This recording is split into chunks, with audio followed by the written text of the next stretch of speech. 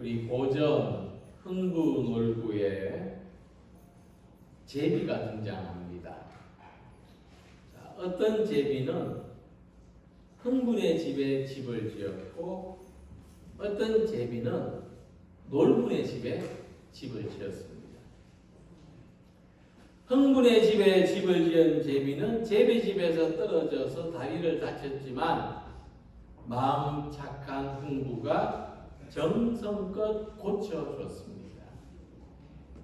근데 놀부 집에 집을 지은 제비는 이 놀부가 부자가 될 욕심에 부자가 되는 박씨를 얻으려고 다리를 부러뜨린 다음에 고쳐줍니다. 비록 고전 이야기지만 제비가 집을 짓는데도 어디에 틀을 잡고 집을 짓느냐가 이렇게 중요하다는 말씀을 드립니다. 사람도 예외는 아닙니다. 우리도 틀을 잘 잡고 살아야 됩니다. 고대 사람들은 비를 피하고 추위를 막아줄 수 있는 곳에 틀을 잡고 살았습니다. 근데 이 시대의 사람들은 이보다 더 중요한 곳에 틀을 잡고 살아야 되는데 저는 그것을 영혼의 위로가 있는 곳이다. 하나님의 은혜 아래에 틀을 잡고 살아가야 한다고 말씀드립니다. 그 사도 바울은 우리의 삶에는 우리에게 작용하는 힘이 있다고 했는데 어떤 힘 아래에서 살아가느냐가 중요하다고 이야기했습니다. 죄의 힘 아래에 끌려다니는 삶은 불의의 무기가 되는 것이고 은혜의 힘 아래에 살아가는 삶은 의의 무기가 되는 것입니다. 13절 말씀에 또한 너희 지체를 불의의 무기로 죄에게 내주지 말고 너희 지체를 의의 무기로 하나님께 드리라고 했는데 이 무기로 번역된 이 표현은 도구라는 표현으로 번역이 가능합니다. 어떤 사람은 죄의 힘 아래에서 죄의 도구가 되어서 살아가고 어떤 사람은 은혜의 힘 아래에서 의의 도구가 되어서 살아간다고 하는 것입니다. 우리의 삶은 죄의 힘 아래에 죄의 도구가 되는 삶이 아니라 은혜의 힘 아래에 의의 도구가 되는 삶이 되어야 하겠습니다. 그것은 어떻게 다른가 하면 흉악범들이 죄를 짓고 나면은 죄를 짓는 데 사용한 것을 범행 도구라고 하는데 이 범행 도구를 어떻게 처리합니까? 늘 잘 보이는 데다가 전시해 둡니까? 찾아내기 어려운 곳에 버리거나 숨기죠. 죄를 짓는 데 사용된 도구는 운명이 이렇습니다. 버림을 받죠. 사람도 죄의 도구로 사용된 삶은 나중에 버림을 받습니다. 심지어 자기 자신에게조차 버림을 받습니다. 그것은 무슨 말이냐? 자기가 자기 인생을 자기의 지나온 삶의 행적들을 못 받아들인다는 겁니다. 그러나 의를 위하여 사용된 도구는 많은 사람들 앞에서 드러나고 영광을 얻습니다. 사람이 의의 도구로 살아간 마지막은 영광을 누리는 것입니다. 그래서 오늘 우리들은 하나님의 은혜가 다스리는 의의 힘에 이끌려 살아가기를 소망합니다. 내 마음, 내 행동을, 내 삶을 움직여가는 것이 죄의 세력이 아니라 하나님의 은혜가 되시기를 소망합니다. 그래서 우리는 매 순간마다 하나님의 은혜를 의지하고 그 은혜에 사로잡혀야만 죄의 영향력으로부터 자유로워질 수 있습니다. 오늘 우리는 이 죄의 특성과 은혜의 특성을 아는 사람들이 되어서 우리 의지적으로 죄의 세력으로부터는 벗어나고 은혜의 힘에 이끌려서 더욱 살아가는 모든 성도님들이 되시기를 소망합니다. 자, 그러면 죄가 지배하는 삶의 특징이 어떤 것이냐? 이 말씀 12절을 보면 죄가 지배하는 삶의 특성이 있는데 그건 뭐냐 하면 몸의 사욕에 순종하는 것이라고 했습니다. 그러므로 너희는 죄가 너희 죽을 몸을 지배하지 못하게 하여 몸의 사욕에 순종하지 말고. 자, 이 말씀에서 우리는 이 죄라는 것이 이 힘을 가진 어떤 그런 실제이고 이 힘이 우리의 삶을 어떻게 통제하는지 잡아가는지 알 수가 있습니다. 무엇보다도 이 죄의 힘이 우리와 별개로 움직이지 않는다는 아주 교묘하게 우리와 결합되어 있습니다. 죄의 힘이 어떻게 우리와 결합되어서 어떻게 작용하느냐 하면 우리가 가진 사욕, 육신의 욕망, 사람이 가진 어떤 욕망과 자랑, 이런 부패한 마음, 이런 것을 통해서 작용한다는 거예요. 마치 무슨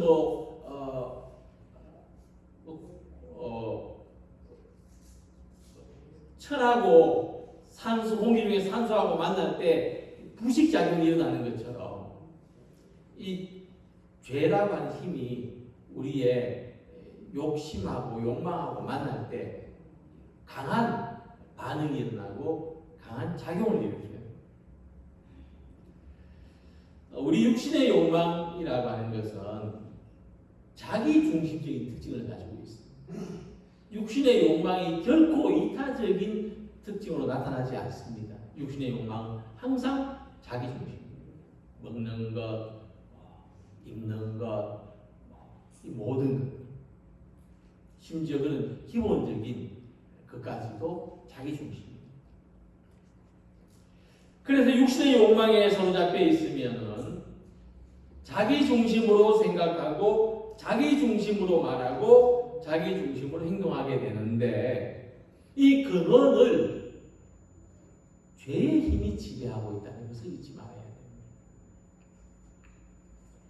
자, 이스라엘 백성들이 출애굽을 하고 그들이 어떤 모습을 가졌는지 보면은 이런 표현이 나타납니다. 모세가 산 아래에서 모세가 하나님의 율법을 받기 위해서 시내산 정상에 올라갔을 때 산 아래에서 이스라엘 백성들이 이 금송아지를 만들어서 숭배했는데 하나님이 그들의 모습을 보면서 이렇게 말씀하십니다. 그들이 내가 그들에게 명령한 길을 속히 떠나 자기를 위하여 송아지를 구워 만들고, 자기를 위하여라는 표현이 나오죠. 하나님은 이스라엘 백성들이 금송아지를 만들어서 숭배하는 것은 하나님을 위하여가 아니라 자기를 위하여 하는 일이라고 말씀하십니다. 근데 너무 재미있는 건 뭐냐면요, 이스라엘 사람들은 금송아지를 만들 때 하나님을 위하여 한다고 생각했습니다. 하나님 우리를 이 애굽에서 이끌어 주셨으니까 너무나 감사해서 우리가 하나님께 뭔가를 하고 싶은데 하나님의 형상이 없으니 우리가 하나님을 위하여 형상을 만들어서 그 형상을 앞에 두고 절을 합시다. 그랬는데 하나님은 그렇게 보지 않으십니다. 하나님은 사람의 중심을 보시는데 그것은 나를 위하여가 아니라 너희가 너희 자신들을 위하여 하는 것입니다.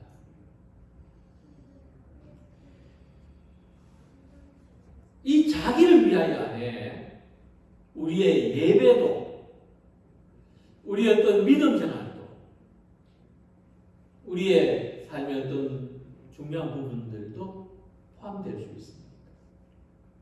우리가 하나님을 위하여라고 하지만 중심에는 자기를 위하여가 있는 거죠.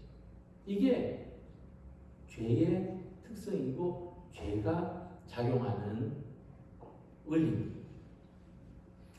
근데 이 금송아지 우상은 누구냐 하면은 결국 자기라. 우상 숭배는 결국 자기 욕심, 자기 욕망을 섬기는 겁니다. 특히 오늘 우리가 살고 있는 이 시대에 금송아지 우상은 바로 자기 자신이라고 하는 것을 잊지 말아야 하겠습니다. 그래서 죄의 세력은 교묘하게도 작용해서 모든 일의 목적을 자기를 위한 걸로 바꾸어 놓습니다. 모든 삶의 목적을 자기 자신이 되게 하는 겁니다. 그게 죄가 이끌어가는 삶입니다. 근데 사람들이 자기를 위하여 살아갈수록, 자기를 위하여 무언가를 할수록 그 삶은 꼬이게 됩니다. 기형적인 모습을 가지게 되는 겁니다. 나무가 곱게 자라야 되는데 베베 꼬여서 자라게 된다는 거예요. 자기를 위해서 살면 살수록 인간의 삶은, 우리의 모습은 꼬여갑니다. 결국 인간관계가 파괴되고 자기는 외딴 섬처럼 고립됩니다. 자기를 위해서 살아가는 삶은 결국 자기도 모르게 불의의 무기가 된다는 겁니다. 무시무시한 무기가 됩니다. 남을 파괴하는 무기가 됩니다. 이 죄의 세력은 우리가 자기 자신으로부터 절대로 벗어나지 못하도록 만듭니다. 그 결과 하나님도 잊어버리고 이웃도 잊어버리고 자기를 우상으로 섬기면서 살아가게 합니다. 그러나 놀랍게도 우리의 삶은 자기 중심성을 벗어날 때 더 크게 성장하고 발전합니다. 내가 뭔가 더 성장하는 사람이 되고 싶다. 더 발전하는 사람이 되고 싶다. 내가 비록 나이가 많이 들었지만은 이제부터 내 삶은 더 성장하고 발전하기를 원한다는 그런 분들일수록 자기 중심성에서 벗어나야 됩니다. 그래서 우리의 삶은 하나님의 선하신 뜻을 생각하고 이웃의 유익을 함께 추구하는 모든 성도님들의 삶이 되시기를 소망합니다. 이렇게 먼저 이 죄의 특성이 자기 중심적인 삶을 살게 하는 거라면 그럼 은혜 안에 있는 삶은 어떤 것이겠습니까? 우리에게 은혜를 베푸신 하나님을 위해서 살게 하는 것이고 받은 은혜에 의하여 이웃과 함께 살아가는 삶입니다. 바울은 이것을 의의 도구로 살아가는 것이라 말씀했습니다. 너희 지체를 의의 무기 또는 의의 도구로 하나님께 드리라. 은혜 아래 있는 삶의 특징, 우리의 삶이 은혜에 이끌려 살아가면은 하나님의 선하심을 따라 사용되는 사람. 그러니까 우리 중심으로 설명하면 하나님이 기뻐하시는 게 뭘까? 그것을 생각하며 살아가는 사람이 되는 겁니다. 은혜 아래 있는 삶의 특징이 그렇습니다. 누가복음의 1장 18절 보시면은 이 동정녀 마리아가 예수님을 잉태했어요. 얼마나 당황스럽고 놀라웠겠습니까? 두려웠겠죠. 근데 하나님의 천사가 이렇게 말합니다. 은혜를 받은 자요. 오늘 말씀으로 연관지어서 풀이하면 은혜 아래 있는 자요. 은혜 아래 터잡고 사는 자요. 평안할지어다. 주께서 너와 함께 하시도다.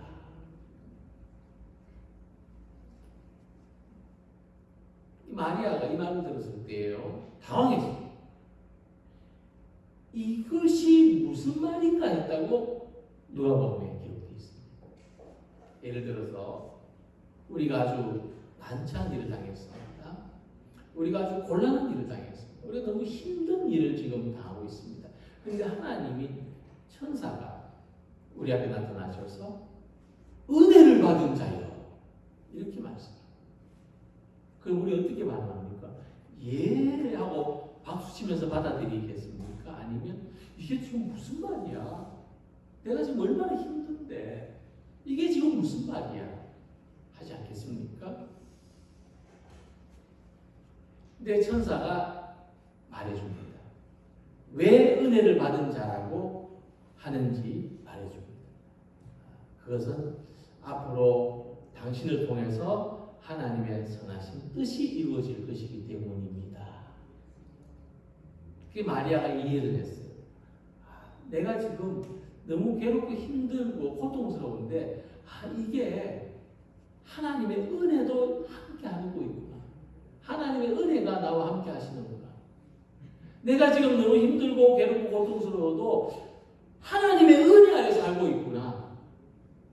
그것을 깨달았을 때 마리아가 이렇게 대답해요. 주의 여종이오니 말씀대로 내게 이루어지이다. 은혜 아래 사는 삶의 특징. 우리가 하나님의 은혜 아래 있다는 것을 깨닫고 나면은 말씀대로 내게 이루어지이다. 우리가 죄 아래 살고 있을 때는 이렇게 말해요. 내 뜻대로 내게 이루어지이다. 그런데 은혜 아래 살게 되면 내 뜻대로는 없어져요. 말씀대로 내게 이루어지이다. 우리가 은혜 아래 있다는 것, 하나님의 은혜 아래 있다는 것을 우리가 깨닫고 내 삶이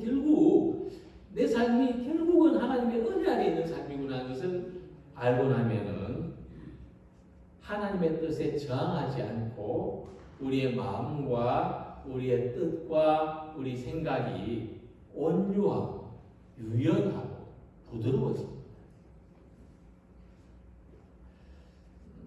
우리가 하나님의 은혜의 도구라고 했는데 이 도구는요 스스로 일을 못합니다. 그죠? 아무리 좋은 도구가 있어도 스스로 일하지 못해요. 아무리 자동화된 도구가 있어도 사람이 다 입력하고 실행해야 됩니다. 하나님의 도구는 하나님이 사용하셔야 쓰임을 받고 의로운 도구는 의로운 일에 쓰임 받아야 되는 거죠. 그래서 하나님의 은혜를 받은 마리아는 자신을 하나님이 사용하시도록 의의 도구로 드린 거예요. 말씀대로 내게 이루어지이다.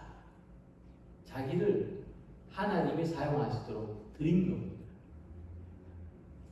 그래서 우리가 우리 자신을 하나님께 드릴 때 또는 하나님께 맡길 때 하나님은 우리의 삶을 의의 도구로 사용하셔서 우리의 삶의 결과가 최선이 되도록 하십니다.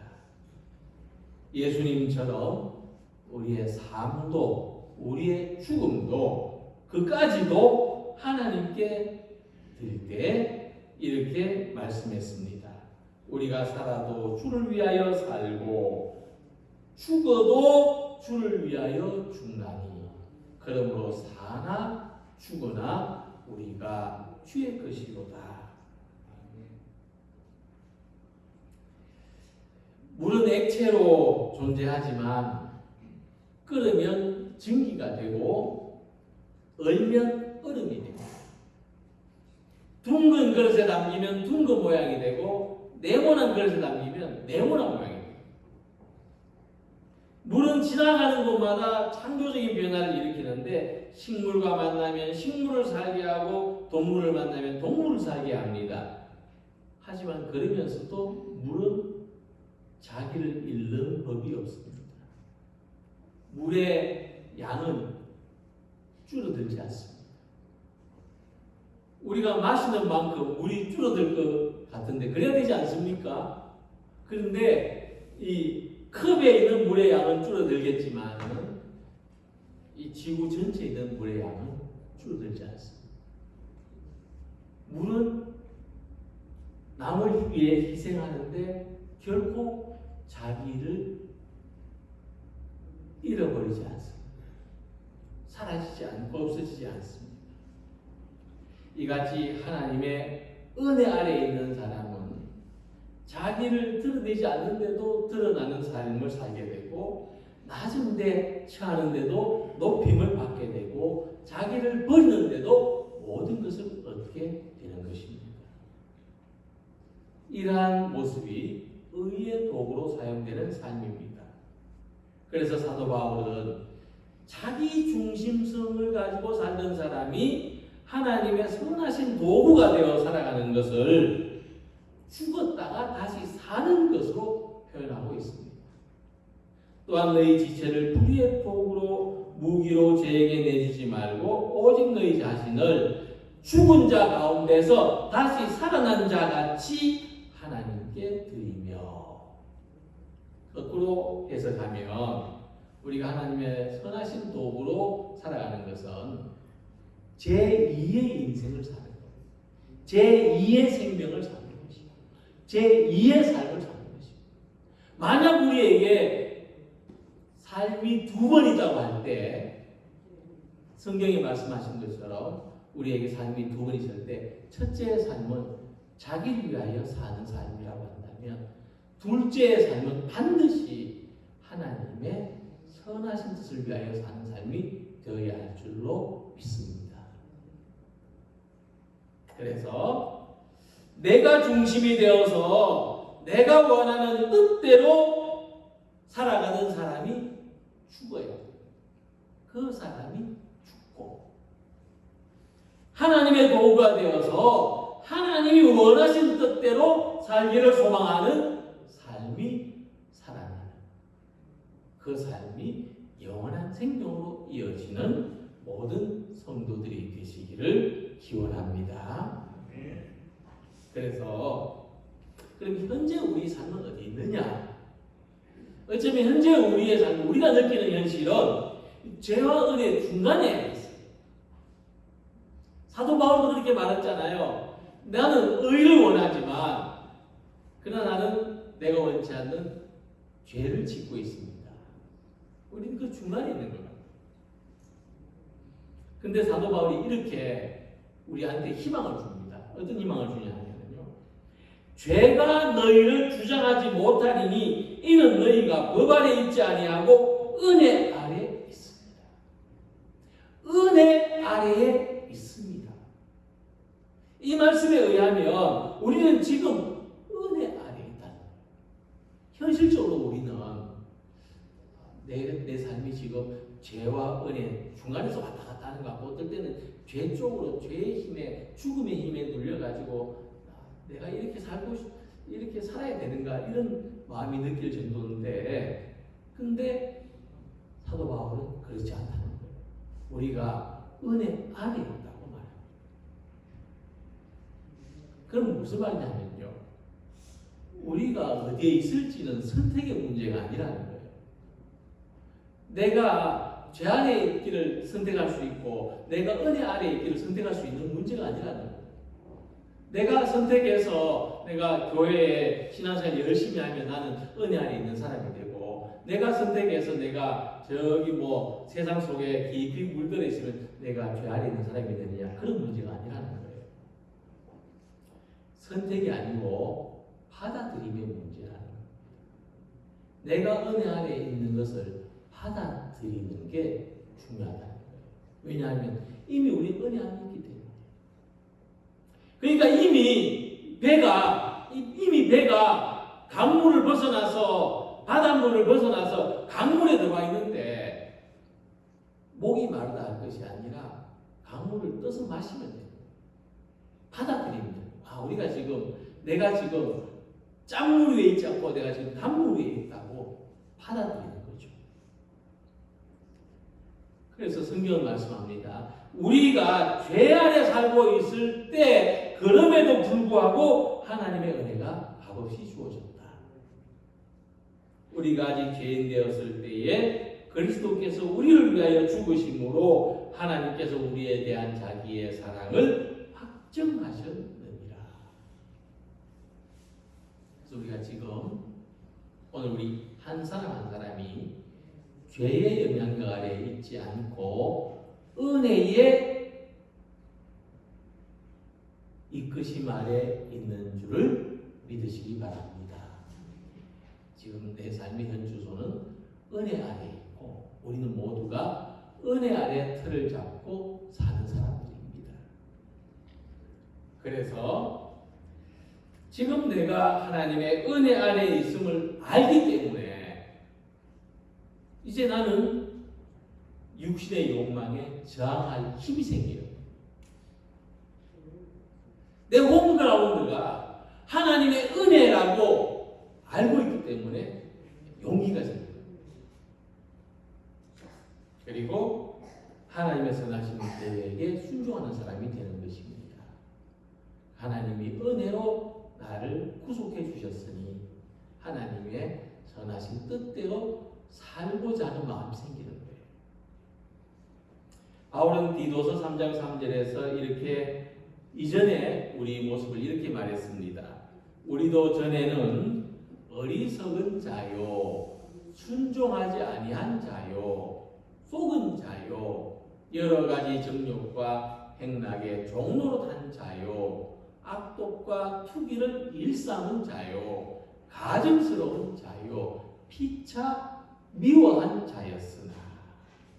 이전에 우리의 삶이 이랬어요. 자기중심적인 삶의 모습이었어요. 그러나 하나님의 은혜 아래 있으므로 이전의 삶은 죽었습니다. 이제 하나님에 대해서 다시 살았습니다. 그래서 하나님께서 쓰시는 의의 도구가 된 겁니다. 우리가 주말에 보는 드라마에도 악역이 있고 선한 역할이 있습니다. 악역은 어떤 연기를 합니까? 자기만을 위하는 연기를 해요. 그게 악역입니다. 악역은 드라마에 나오는 모든 악역은 자기를 위해서 사는 사람이에요. 그런데 선한 역할, 주인공은 착한 연기를 하는 사람입니다.